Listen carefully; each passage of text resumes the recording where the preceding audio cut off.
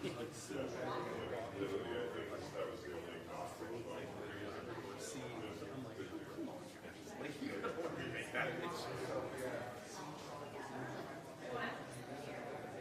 again, I think it comes back to just kind of like took maybe 3 minutes or something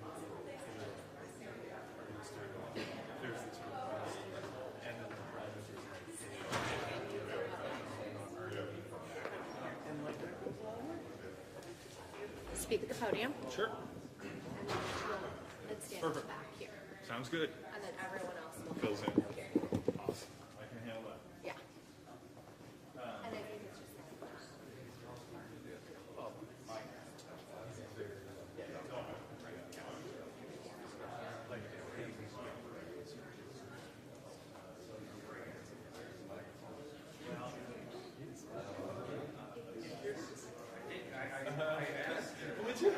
Oh, that's okay, right? Yeah.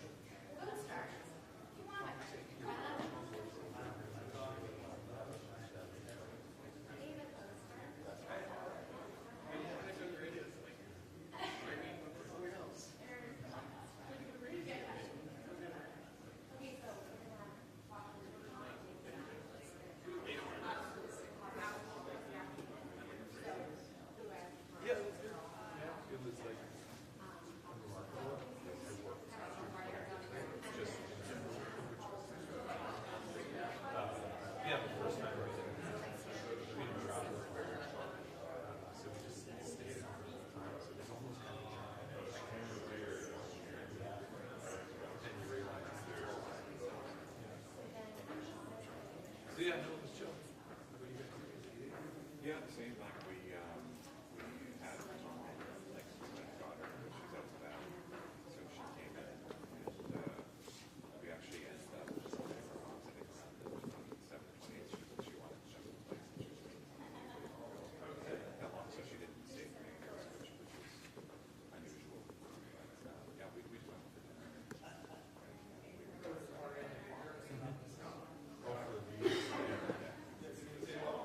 Yeah, we don't do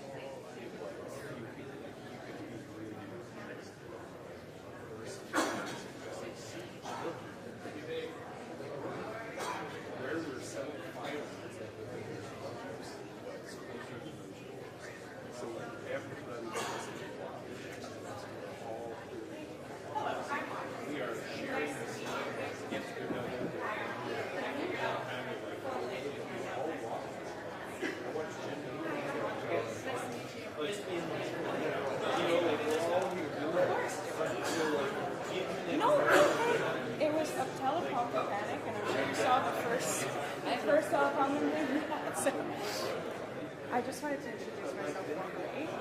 I'm Audrey. Audrey, nice to meet you. Lovely to meet you, Mike. Thanks so much for coming. My pleasure. I'll be moderating, so yes. Any questions? We'll do both like press gallery rules, so one question, one follow-up. Share that. It's just 20 minutes. So how ready are you? I got it. Yes.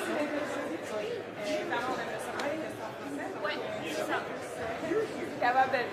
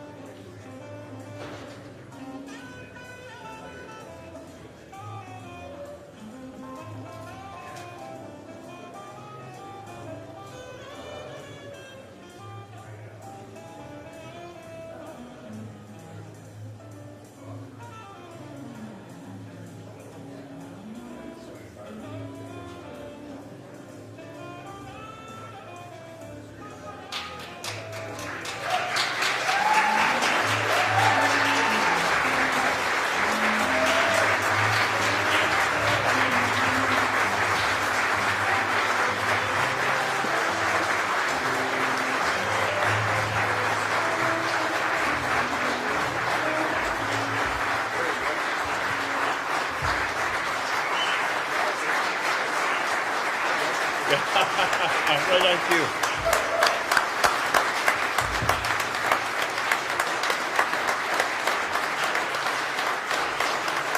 Hello and welcome, everybody. Man, it is good to see more people than seats in a room of Liberals here in Nova Scotia.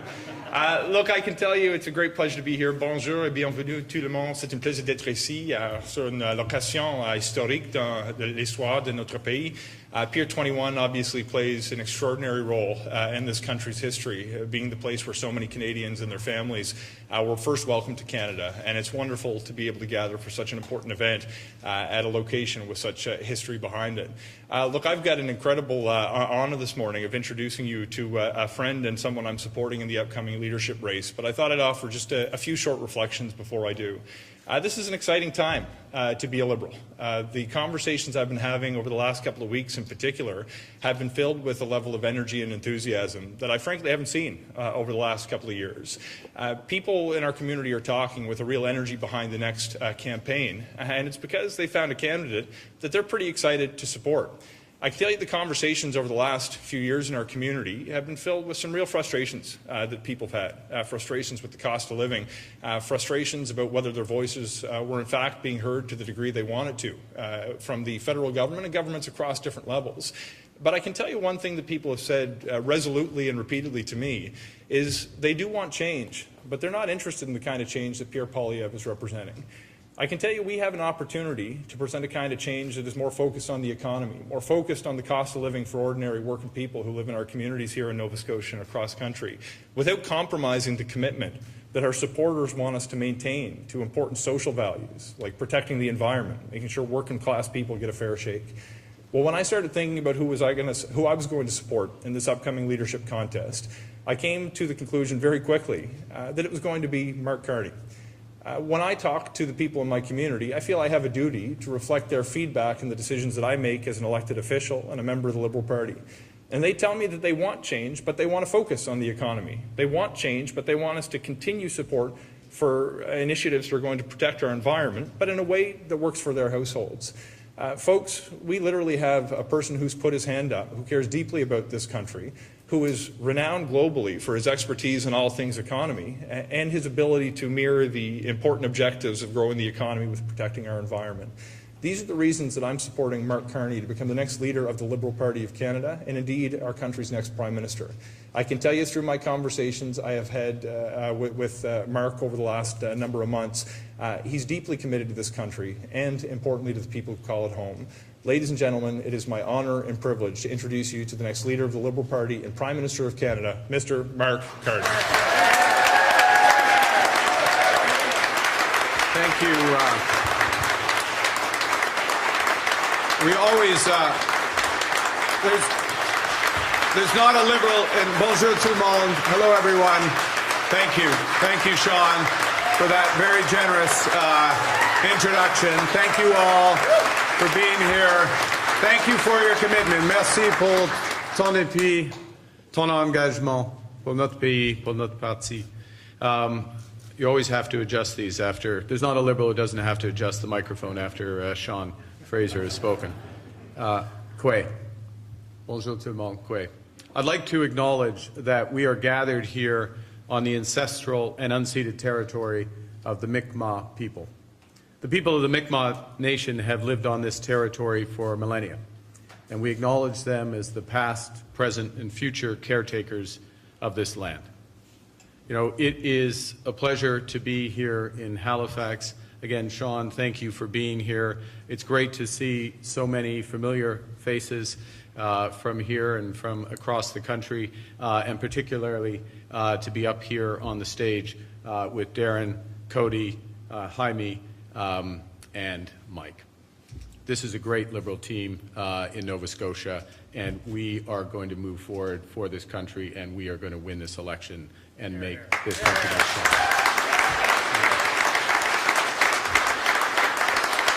And one of the reasons why we have to win this election, I'm going to start by saying a few words about what's happening with our neighbors down south. President Trump's tariffs on Canada could be imposed as early as tomorrow. And I've been in regular contact with our ministers who are down there meeting with their counterparts, including Foreign Affairs Minister Joly, Finance Minister LeBlanc, Minister McGuinty. I just want to be absolutely clear that I and my fellow Liberals stand foursquare behind their efforts. President Trump thinks Canada will cave in. We will never, ever bow down to a bully.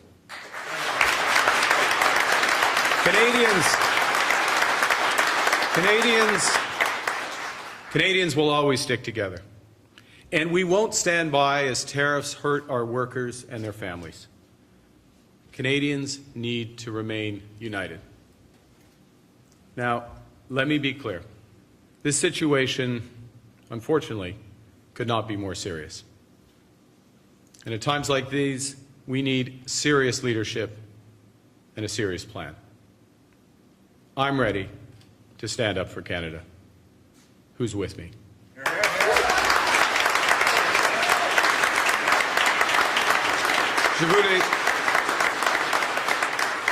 Tout début, je voulais prendre le temps de répondre à ce qui se passe au sud de la frontière. Le président Trump pourrait imposer des tarifs aussitôt que demain. J'ai été en contact avec la ministre des Affaires étrangères, Mélanie Joly, et j'appuie ses efforts ainsi que les efforts du ministre des Finances, Dominique Leblanc, pour défendre notre pays, le Canada. Le président Trump veut qu'on perde notre sang-froid et qu'on abandonne. Nous ne resterons pas les bras croisés alors qu'il menace nos travailleurs et leurs familles. Ça ne pourrait pas être plus sérieux. Et dans des situations de crise, nous avons besoin de leadership sérieux et d'un plan sérieux. Je suis prêt à me tenir debout devant Trump et à défendre notre pays. Now, well, President Trump and some Americans may be turning back the clock on climate action. As Sean Fraser just indicated, we're picking up the pace. We're here today to address, in effect, three major issues that are wrapped into one big one. First, how to help hardworking families to finally get ahead. Secondly, how to boost the competitiveness of Canadian companies. And thirdly, how to build the strongest economy in the G7. All of these issues, each of these issues, is affected by how we as Canadians play our part in addressing climate change. Now, before I go into our plan, I want to say a few words about myself. I'm not a politician. I'm becoming a politician, but I'm not a politician. And so slogans, slander, and sound bites don't come easily to me.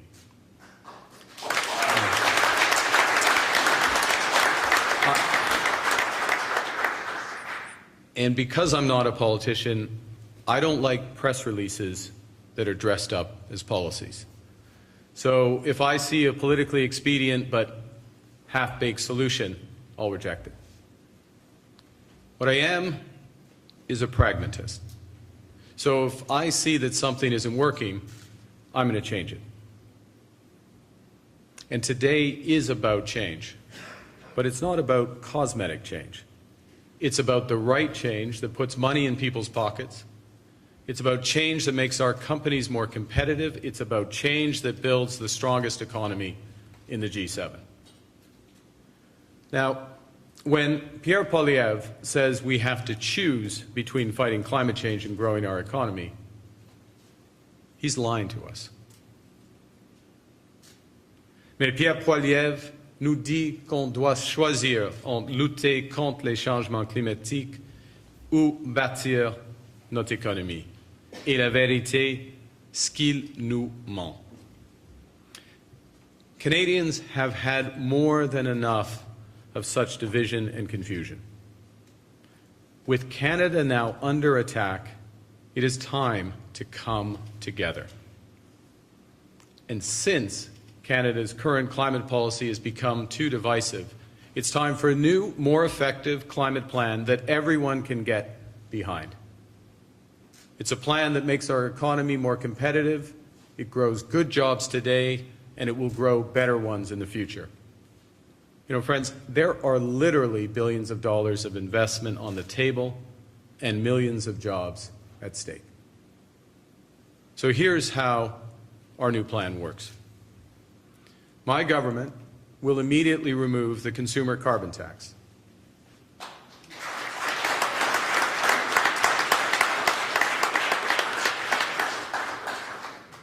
But we won't stop there. Instead, what we'll do is create a system of incentives to reward Canadians for making greener choices. So it means that you'll no longer have to pay more to fuel your car or heat your home. But when you choose an energy-efficient appliance or an electric car or home insulation, you will be rewarded, and we will get the big polluters to pay for it.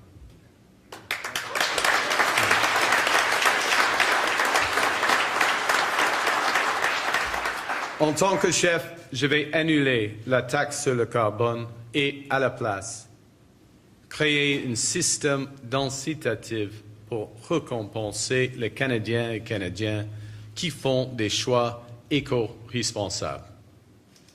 Vous n'allez plus devoir payer plus pour faire le plein ou pour chauffer votre maison. En choisissant d'acheter un électro qui consomme moins, un véhicule électrique ou mieux isoler une maison, vous serez récompensé. Et nous allons faire payer les grands pollueurs. Now, let me be clear. If we were only to remove the carbon tax, we'd create two problems. First, Canada's emissions would not decrease as rapidly as before. And secondly, most Canadian households would be worse off because of the end of the rebate.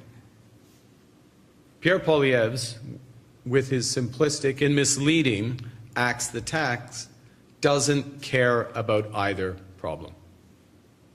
Now, that's possible because he doesn't really believe in climate change. Or it's possible he thinks that Canada, for the first time in our history, should be a free rider on a massive global problem, leaving for other countries to solve. It's certainly clear that he doesn't really understand how important that money in the rebate is to hardworking families across the country. But we get it. We care. And that's why our plan will directly solve both problems by both implementing new climate policies that are at least as effective in lowering emissions and by bringing forward new economic measures that will make Canadian families better off.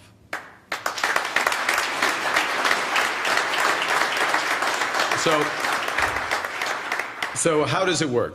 First, as I mentioned, to help Canadians invest in greener policies, we'll have the big polluters pay for climate incentives by developing and integrating a new consumer carbon credit market into the industrial pricing system. That way we ensure that taxpayers aren't on the hook for consumer climate incentives, while we still provide price certainty for households when they make climate-smart choices. The second thing we'll do is, with a new Made in Canada competitiveness strategy, my government will improve and tighten the output-based pricing system for large companies. We'll extend it to 2035, and we will speed up approvals of clean energy projects. That's okay. Thirdly, it's important. It is actually important. See, Cody knows just how important that last bit of that phrase is, because we got to get moving. Third thing we're going to do is to ensure that there's fair competition for our companies and that we penalize high polluting foreign imports. So we're going to develop a carbon border adjustment mechanism. What that does is promote jobs here at home, it prevents carbon leakage abroad, and it aligns Canada with our allies who are still engaged in the fight against climate change.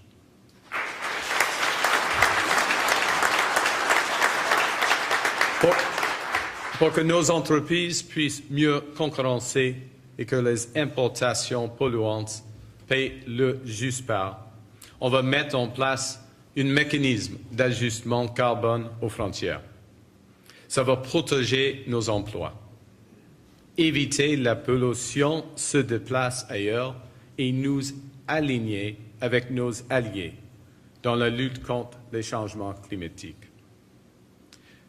The fourth thing we will do is to build Canada's competitiveness. And we'll do so by boosting investments where they're needed the most.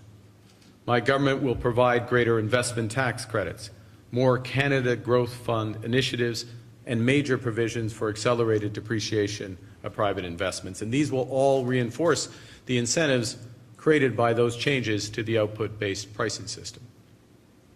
What's the bottom line? Canada can become a clean energy superpower and make the most of our existing oil and gas resources during the transition.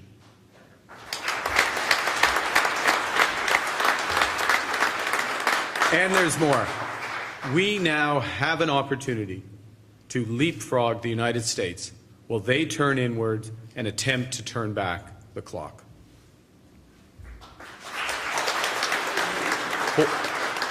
Pour attirer les investissements là où on a le plus besoin, mon gouvernement va bonifier des crédits d'impôt à l'investissement, élargir les initiatives de Fonds de croissance du Canada et accélérer l'amortissement des investissements privés. Ça va renforcer les incitatifs créés par notre réforme du système de tarification.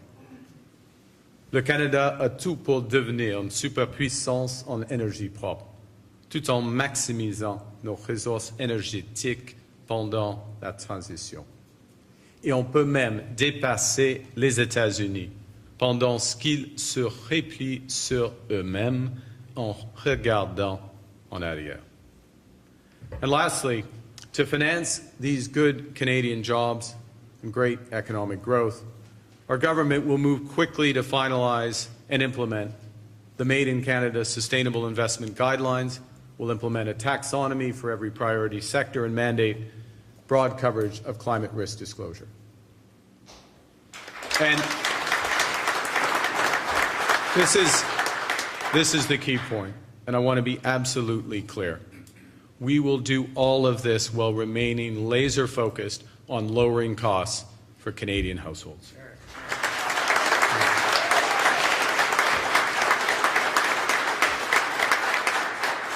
So we will be making big economic changes to ensure those households are immediately better off, and I very much look forward to sharing those plans with you in the days to come. Nous allons apporter des grands changements économiques pour améliorer immédiatement la solution ces ménages canadiens. Et j'ai hâte de vous présenter ces plans dans les semaines à venir. Now, let me finish. Eventually, the fever that has gripped our neighbor to the south, eventually that will pass. But while that fever rages, we will remain, as Canadians, we will remain resolute and we will remain true to our values. And those values include solidarity with one another and sustainability for our children and grandchildren's futures. So that's why the measures I'm announcing today will reduce emissions faster than before. They'll help create Canadian jobs.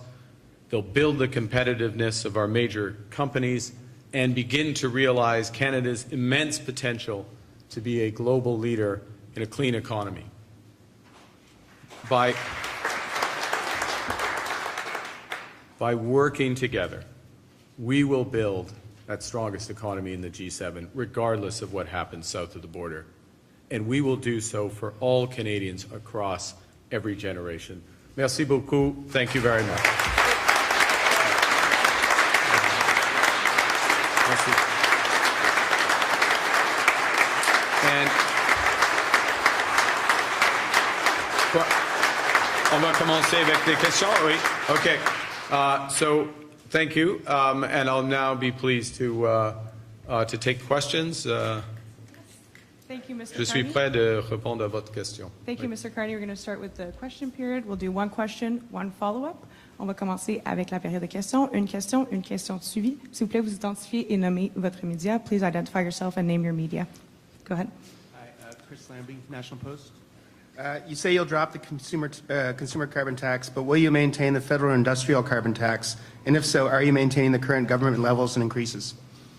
Thank you for the question. It's an important point. Yes, we are maintaining what's called the output-based pricing system, which is the price that large polluters will pay. The important and there is an expectation, as you know, that price will rise over the course of this decade. What that does is it provides a very clear signal to large companies to make the investments now, to get their emissions down, to become more competitive. What is innovative, one of the things that is innovative about what we're doing, is we in effect will provide them with more options to reduce emissions because they will be able to pay for the emission reductions of Canadian households. To be absolutely clear, you're sitting here in Halifax and you're trying to make a decision about buying an EV or a heat pump or home insulation or a better appliance, you'll see a clear fixed level of credit that you're going to get. But we as the federal government will turn around and monetize that from the large polluters. And that way, the taxpayer's not on the dime. The large companies have more options. The system's more efficient. We move forward together. Thank you. Can I, one follow-up? Will you be running in the Halifax by-election for the seat vacated by Andy Fillmore? And if not, where will you be running?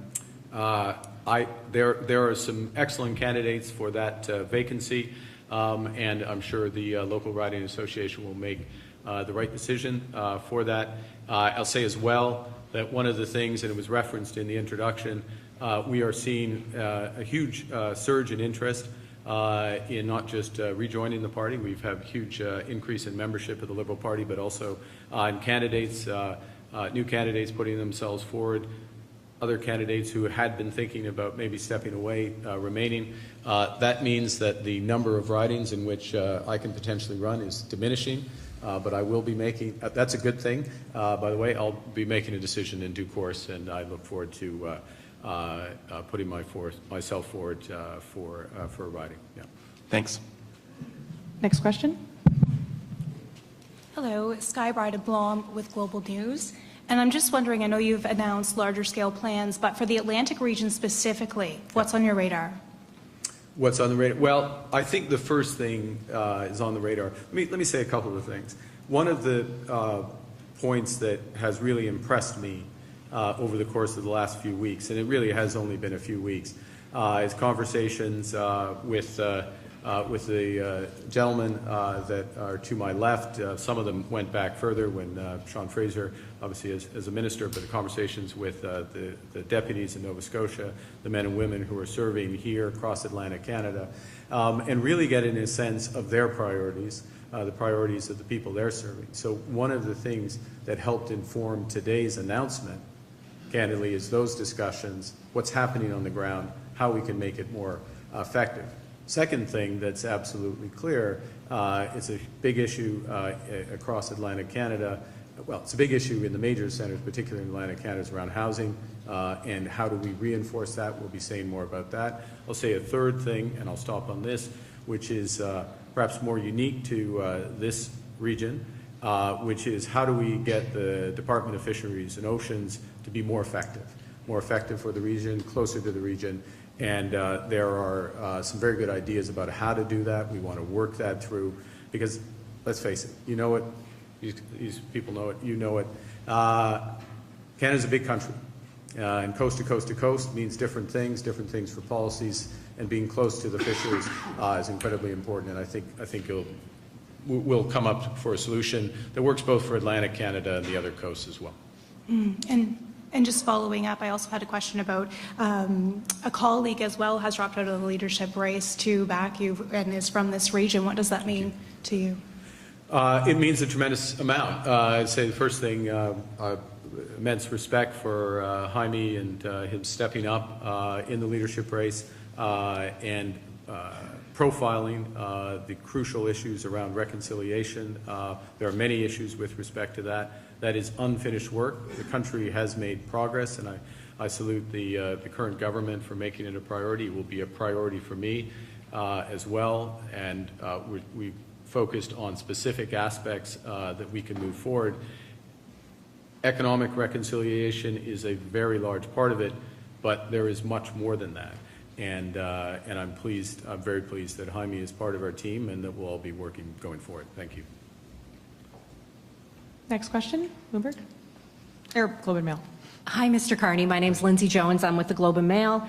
And my question is, in the past, you've supported the carbon tax and defended Prime Minister Justin Trudeau's stance on the carbon tax. Why now? Why are you coming up with this now? Well, I think there's two things, Lindsay. One is that, and that's right, and it's worked. It has had some impact in terms of reducing our emissions, making things more efficient. But as I said in my remarks, and I think certainly colleagues would know and people would know, it has become very divisive for Canadians. It's the perceptions of the impact, the negative impacts of the carbon tax on households without fully recognizing the positive impacts of the rebate has made this more of a divisive issue. It's been fed by misinformation and lies, quite frankly, by the leader of the opposition, but okay. We are in this situation. And it's important that climate policy has broad buy-in. There's a better way to do things. We've worked on coming up with a better way to do things, which keeps an element of the price on pollution, the most important element, which is the industrial price. And I'll just point out for those who may be interested that really what we're looking at is almost 90% of the emissions reductions are coming from the industrial side. So a little more than, it depends on the year, but somewhere around 10, 11% coming from households. So we've worked a way where we're going to get greater reductions on the industrial side, some household reductions driven by incentives, the carrot, not the stick, and have those industrial users pay for them. So this is a better, in the end, it's a better solution that builds off of what was there before. Okay, and in relation to what's happening in the U.S., what are you proposing Canada can do about the tariffs that you say maybe, that we all know may be coming into effect tomorrow? So the first thing is to say, and as I alluded to at the start of my remarks, is we have a government in place. We have negotiators literally at the front line with the Foreign Affairs Minister, the Minister of Finance, Minister of Public Safety are in Washington having discussions with their American counterparts and stand foursquare behind them. Second is that, so I'm not going to say anything that undercuts or front runs or interferes with that. But to be clear, we have many cards. We're keeping all our cards. We're not turning over any of our cards face up. First and foremost, what you need to do in any negotiation is strengthen your outside option. And our outside option is to walk away. Our outside option is to strengthen our economy now. This is one of many measures we have to strengthen the economy in the near term and over the medium term, and we will take those. We clearly have signaled, and there should be no doubt for anyone in the United States, that we will impose retaliatory dollar-for-dollar tariffs if these measures are put in place. We will target those tariffs where they have maximum impact in the United States and minimum impact in Canada. We will support our companies and workers that are most affected. We'll recycle the money from those tariffs to support them. There's much more we can do, and I'll just add this to it, which is consistent with other public comments, is that we have an opportunity to reinforce the strength of our economy. We have an opportunity to make our economy work better as one economy, and we have an opportunity, as I said in my remarks, candidly, to take advantage of what's happening in the United States. They're taking their eye off the ball on some big issues that are going to be fundamental, not just to the future of our planet, but to the competitiveness of companies. So let's take advantage of that and move forward. Thank you. Thank you. Next question, CTV. Hi, Mr. Carney. Callum Smith with CTV. I guess I just wonder why you're releasing this level of platform detail here in Atlantic, Canada, and how important is this region for you, first as a leadership candidate, and secondly to the Liberal Party as a whole? Well, first to say, let's start with the second part. Incredibly important to the Liberal Party, to the country as a whole.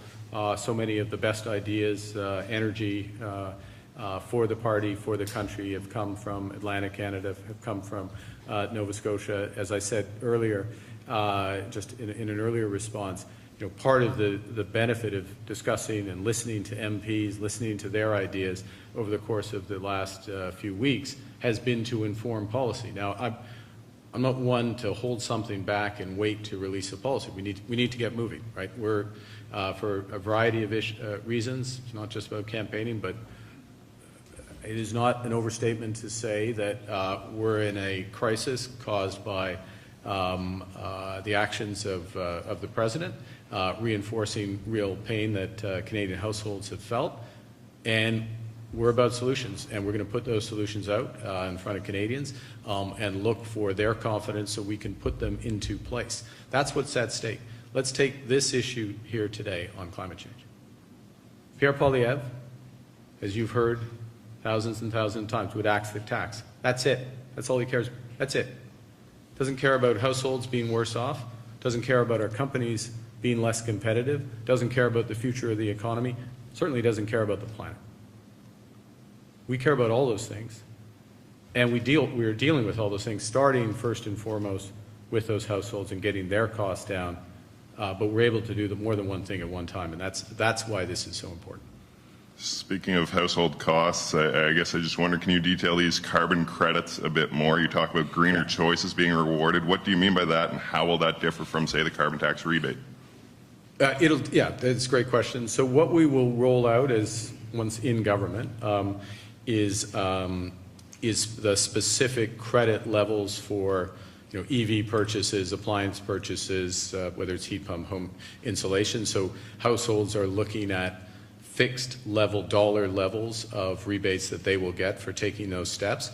And I should add, maybe just for the avoidance of doubt, I didn't mention this, but the way the system works, it's large companies that are affected by the output-based pricing system. So small and medium-sized companies that have relatively low carbon footprints, this also affects them. The carbon tax comes off them as well.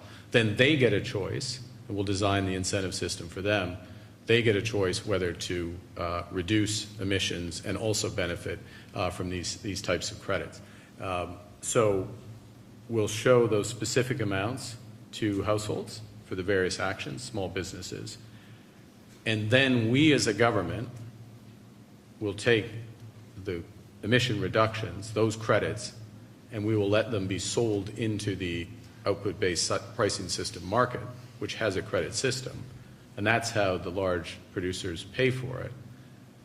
We can structure this so that there's no cost to the taxpayer, or recycle some of that money back into other climate action.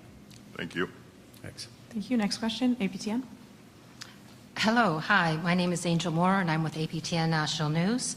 Last week, the 13 Nova Scotia chiefs rejected to be part of a $250 million program with the Department of Fisheries that's saying that our treaties are not for sale and they are united and they want to manage their own fishery.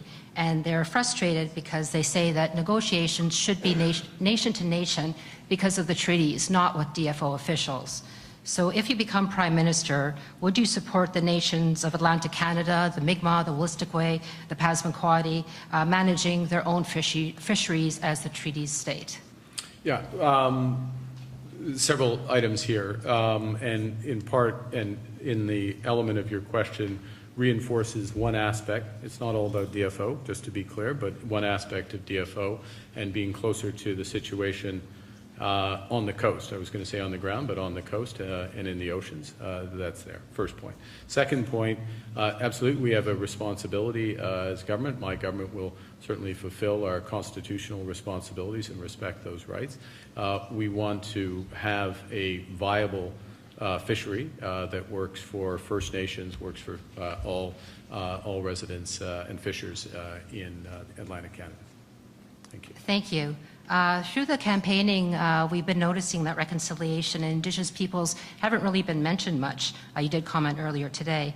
If you became Prime Minister, how would you approach reconciliation different from Trudeau? Well, I think the first thing to say is that I think it's important to recognize, reconciliation is a process. It is not a process without end. It should not be a process without end. And it's important to recognize where there has been progress with respect to reconciliation. And it has been a priority of the government since 2015. There has been progress. There's more work to do. But in order for this to be effective and really move forward, I just want to underscore that it has been a priority. We have made progress. There is more to do, first point. Second point, there are a series of issues, for example, around child services and devolution there and support accordingly, where we have major unfinished business as the federal government with First Nations on that, failed negotiations, as I'm sure you're aware, and Jaime and I have had a number of discussions around that. That's a priority. The second thing, or third thing, and I'll finish on this if I may, which is as a country, we're in a position where, yes, we have big challenges, but we have these enormous opportunities to build infrastructure, build housing, as Sean and his team have put out strategies there, build a clean energy infrastructure, and build beyond. So much of that will happen in partnership with First Nations. So the economic reconciliation aspect, really putting not just words into action, but into projects consistent with UNDRIP and our responsibility. That is a huge element of our initiatives, and I think it's going to be a very exciting time to move forward on reconciliation going forward. Thank you. Merci. Thank you. We'll have time for 2 more questions. 2 dernières questions. Une en français, Radio-Canada. Bonjour, mon nom est Agathe Boucard, je travaille pour Radio-Canada. Vous promettez d'abolir la taxe carbone, mais allez-vous garder le plafonnement des émissions des secteurs gaziers et pétroliers? Deuxième partie de je vais garder quoi? Oui, est-ce que vous allez garder les plafonnements des émissions des secteurs gaziers et pétroliers? Oui, oui. En bref, oui. On va garder, on va renforcer en même temps les incitatifs afin des grands investissements, par exemple comme Pathways, les réductions de carbone en place. On va renforcer ces incitatifs en même temps afin d'améliorer, afin d'atteindre le plafond. Merci. Prochaine question. Last question. Dernière question. Luke Ettinger with CBC News. You say you want to leapfrog the United States and create alliances with other nations fighting climate change. Who specifically would you align with, and what would that look like? Well, I think the first thing to say is that, and I have direct personal experience with this, that virtually every nation at present is taking it more seriously than the new U.S. administration. Virtually every nation. And one way I can demonstrate that in concrete terms is if you look at the investment in energy, power, over the course of the last year, over 90% of it was in clean energy. Now, why is it in clean energy? It's partly for the, for domestic pollution reasons. It's largely because increasingly it's the lowest marginal cost source of energy. It's also because big manufacturers don't want to have a carbon footprint from their energy sources as they change where they invest around the world. So, and the leaders with respect to the scale of the shift, obviously it would include the European Union, it would include the United Kingdom, it would include a number of major economies in Asia that are fast-growing economies. Now, we have broader issues with some of those economies that we need to resolve, and we'll be resolute in coming to a conclusion on those. But it is a very large footprint of the world that is like that, and a consequence of that. You see, one of the things we have to do as a government, certainly we have to do as a country, is we have to manage the present. We need to focus with respect to climate change on what's happening to people's everyday costs and earn the right to win the future. That's what this plan is putting in place.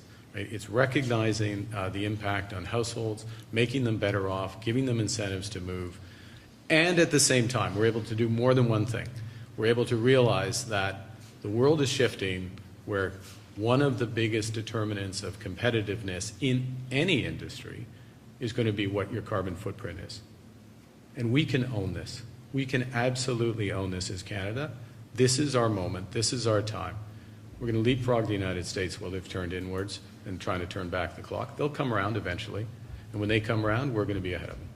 On making big polluters pay, how are you going to ensure that those big polluters don't pass on the costs to hardworking Canadians, as you say? Well, you've got to look at what the big polluters are producing versus where that's consumed. So I'm Dofasco. I'm a steel company. I'm not passing on my costs down through to the level of the consumption product. Let me give you another example. When you look at the final value add, for example, I'm going to pick our steel companies again. In terms of the final value add impact of changes, we're talking in the tens of dollars into autos. So there's ways that that ensures that it doesn't come back down, in part because the nature of the polluters are there, and the fact that we integrate this with a carbon border adjustment mechanism. And in the end, what we're going to see is much bigger incentives for households, a more choice, and this is a crucial point, and I'll maybe end with this if I could, more choice for those large companies on how they get emissions down, okay? So they have the options immediately of reducing their emissions or working to reduce their emissions. but they also can pay Canadians to reduce our emissions. In both cases, our emissions come down. And it's a much more efficient system in order to do it. It will have a big impact, and it's going to ensure that taxpayers' money, that precious resource that we can devote as a government to other priorities of Canadians, keeping their taxes down and ensuring that we continue to pay for crucial social services, from health care at the provincial level to child care, dental care, old age pension, and beyond. Great. Thank you. Merci This is what puts an end to our press conference.